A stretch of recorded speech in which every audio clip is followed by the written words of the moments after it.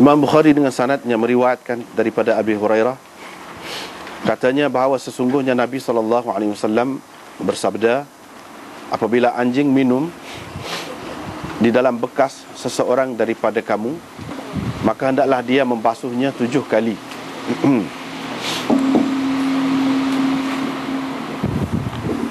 Dengan sanadnya Imam Bukhari meriwayatkan daripada Abi Hurairah daripada Nabi SAW bahawa pernah terjadi seorang lelaki melihat seekor anjing.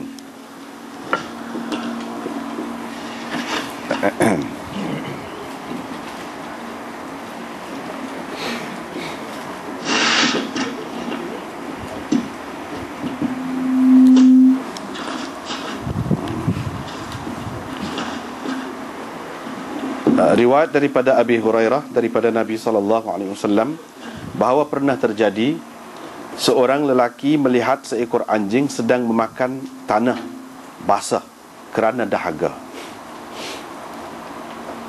Orang itu pun mengambil khufnya, lalu menceduk air dan memberi minum kepada anjing tersebut sampai puas. Maka Allah membalas kebaikan orang tadi dengan memasukkannya ke dalam syurga.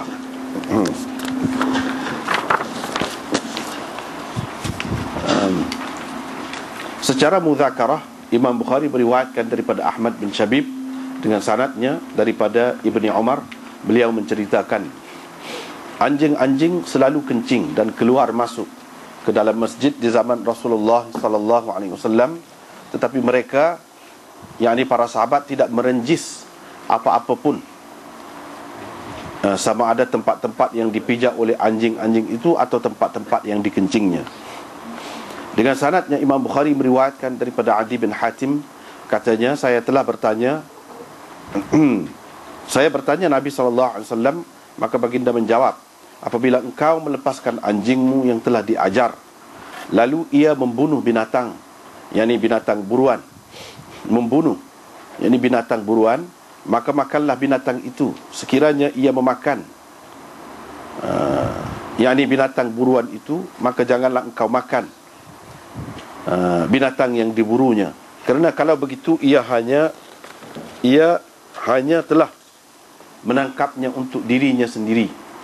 Saya bertanya lagi, saya melepaskan anjing saya, kemudian saya dapati ada bersama anjing saya itu anjing yang lain, yakni bagaimana pula hukumnya?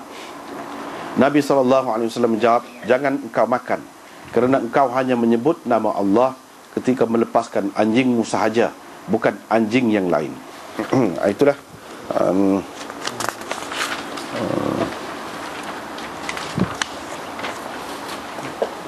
dua tiga hadis yang kita baca saat ni. Dalam nuskah kita ni, dia masih lagi di bawah bab hak sebelum tu, iaitu muka surat 142, bab man lam yaral wudu illa minal makhrajain minal qubul wad dubur, dan seterusnya. Di bawah tu lagi, sebab dalam tajuk tu ada Imam Bukhari sebut mana ni?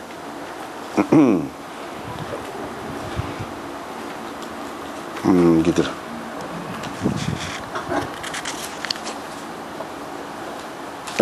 Bukan ni. Muka surat ni dia merujuk kepada muka surat sebelum ni. Muka surat 138. Babul ma' alladhi yughsalu bihi sya'rul insan. Dalam bab ni Imam Bukhari ada sebut dah wasu'ril kal, dan sisa jilatan anjing, wa mamarriha, dan tempat lalu anjing dalam masjid itu. Lepas tu dia sebut dalam tajuk tu kan, pendapat Zuhri dan pendapat Sufyan Thauri berkenaan dengan air yang dijilat oleh anjing. Maknanya kalau nak kira, semua hadis-hadis yang kita baca tadi masuk di bawah tajuk ni pun munasabah juga, sebab Imam Bukhari memang buat bab gitu. Dalam bab ni ada sebut belakang dah, dan bab tentang sisa anjing dan tempat lalu anjing di masjid. Memang dia buat gitu dah di bawah tajuk ni. Jadi tidak perlu kepada tajuk yang lain. Tapi dalam setengah-setengah nuskah tu ada tajuk seperti yang kita baca tadilah, iaitu tajuk idza syaribal kalbu fi ina'i ahadikum falyaghsilhu sab'an. Kalau kita kata ada tajuk ginilah, ini orang panggil, tajuk Imam Bukhari buat ni orang panggil bab fil bab. Itu mengikut kaedah dia. Bab di bawah bab. Bab kecil di bawah bab besar yang sudah tersebut sebelum itu. Itu seperkara.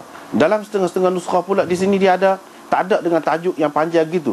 Dia ada bab saja. Bab gitu saja. Lepas pada tu hadis tu, hadis yang kita mula-mula baca tadi, iaitu hadis Abdullah bin Yusuf, idza syaribal kalbu fi ina'i ahadikum tu. Tu bermakna ini bab di bawah bab orang panggil.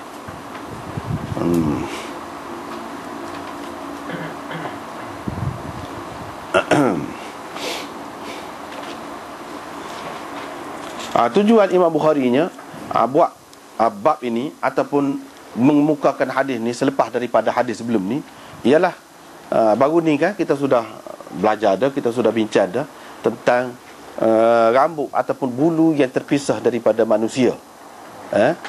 Itu mengikut mazhab Syafi'inya najis. Sudah bincang dah baru ni. Tapi mengikut jumhur ulama, termasuklah 3 imam mazhab tu, Malik, Abu Hanifah dan Ahmad, dan termasuklah Imam Bukhari juga, tidak najis. Itu tidak najis. Dan baru ni Imam Bukhari buat mari dah hadis Nabi SAW celup tangan dia tu kan dalam bekas tu. Lalu sahabat-sahabat pun ambil air semaya, ramalah. Maknanya kira-kira Imam Bukhari nak ceritanya, bulu tu ada kemungkinan jatuh. Bulu di sini kan ada kan di tangan ni. Ada, terutamanya tangan lelaki, perempuan pun ada juga kan. Bulu ada ni. Dia mungkin luruh, jatuh di situ. Tapi ambil air semaya macam. Itu sah. Imam Bukhari pula mari selepas tu, dia mari hak rambut ni. Nabi SAW cukur rambut. Pernah dia cukur rambut. Dia pun bagi kepada Abu Talha dan bagi kepada sahabat-sahabat yang lain. Itu makna rambut yang terpisah daripada orang. Makna tidak dikira najis. Kalau najis macam mana dia bagi? Dia tak akan bagi benda najis. Lepas tu dia ambil berkat pula. Walaupun di pihak yang tidak setuju ni, yang mengatakan najis, dia kata itu hak Nabi ni. Yang kita nak bincang ni hak orang lain-lain. Imam Bukhari dengan cara dia buat tu, ulama bincang, iaitu dia kata tak ada dalil yang menunjukkan khusus untuk Nabi sallallahu alaihi wasallam. Pada dasarnya apa-apa yang berlaku kepada Nabi sallallahu alaihi wasallam yang dilakukannya itu menjadi syariat, kecuali ada dalil yang menunjukkan ini khusus dengan dia. Barulah khusus. Kalau tidak, kita tak boleh kata khusus. Imam Bukhari pergi selangkah lagi. Ni. Makna dia seseolah dia kata duduk kecek masalah bulu orang. Kalau kita kata Nabi, kalau orang pun, orang lebih mulia lagi daripada yang lain-lain. Ni kita nak mari ni hadis-hadis yang menunjukkan binatang pula yang disebutkan sebagai binatang yang najis lah, kalau kamu kata najis, ataupun binatang yang hina lah. Tengok anjing minum. Anjing minum, hak tu tak apalah. Hak yang kedua tu, anjing pergi mari dalam masjid tu. Bila pergi mari, baru ni kita sudah sebut dah, dia anjing tu, dia mulut dia terbuka semua. Terjelai-jelai lidah dia tu. Kira-kiranya boleh jatuh lah. Boleh jatuh lah air liur dia tu ke tanah. Dan tanah tu masjid, tanah masjid. Lepas tu anjing tu duduk kecing dalam masjid pun ada sebut juga. Lepas tu anjing tu, biasalah kita tengok kan, dia bergaru kan, dengan kaki dia tu dia garu. Bila dia garu, akan jatuhlah bulu dia tu. Mana ada sahabat buat apa-apa? Dan mana Nabi SAW ada pesan kau supaya larang buat pagar kau ataupun hambak kau anjing tu? Tak ada. Manusia takkanlah lebih hina lagi daripada anjing. Imam Bukhari nak ayat. Maknanya kita nak kata bulu dia tu bila terpisah daripada tubuh dia tu najis, tak munasabah. Tengok, ni anjing binatang, masjid lagi, tidak dilarang. Ini menunjukkan bahawa hak sebelum pada ni, hak bincang sebelum pada ni tu, bulu tu tidak najis. Sekarang Imam Bukhari nak ayat. Yang kedua dia nak ayat juga anjing ni tidak najis. Di sini hari ni anjing ni tidak najis. Bahkan anjing ni suci seperti binatang-binatang lain lah.